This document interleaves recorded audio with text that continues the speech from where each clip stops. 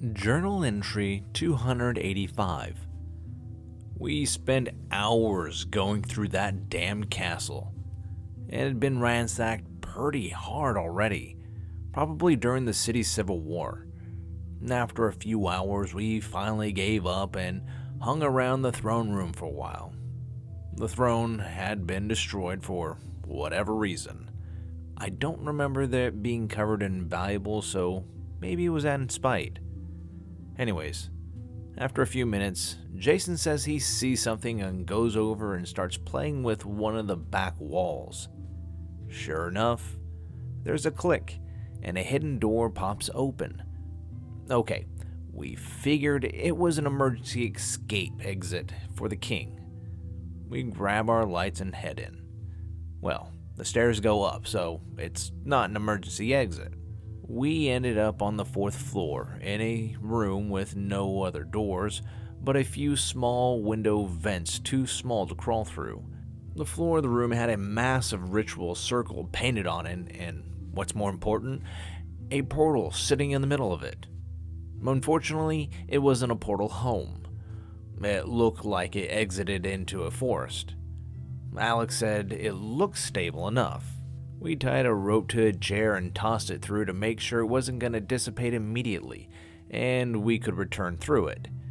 We drew straws and, well, I lost. So I go through first. Sure enough, there was a portal on the other side, so we can return easy enough. The portal exited into a forest clearing. The whole clearing was in another ritual circle. Jason says it's an invisible field. Alex thought it was some kind of repulsion field. What's more important, though, was that it was in the middle of a clearing. A small airship just sitting there in Winterfield's royal seal painted on the side. This was, in fact, an escape route. A way to leave the kingdom. One that must have cost a damn fortune to build.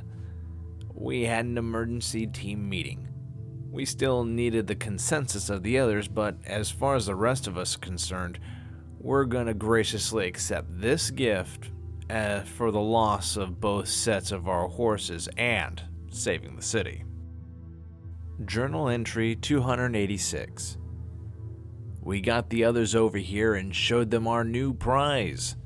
It took some convincing to get Avery to agree. She doesn't like the idea of running off with something this expensive, even if the previous owner is dead. So, first thing was first, making sure it actually works. Well, we ran into our first problem. The magic key fob was missing. Everything else seemed to be in working order, but we can't get it to budge without the key. From what we've seen on other airships, the key fob were usually glowing spheres around the size of a baseball, and they sit in a slot in the middle of the wheel. We went back through the portal and scoured the castle looking for it. It wasn't hidden in the throne room, and it wasn't in the king's chamber, wasn't in the armory. If it had been in any of those places, it was long since gone. We closed the secret door, snuck out of the castle, and looked around town. We checked with merchants, casually asking if they've had any magical spheres. Nope. This could be a problem.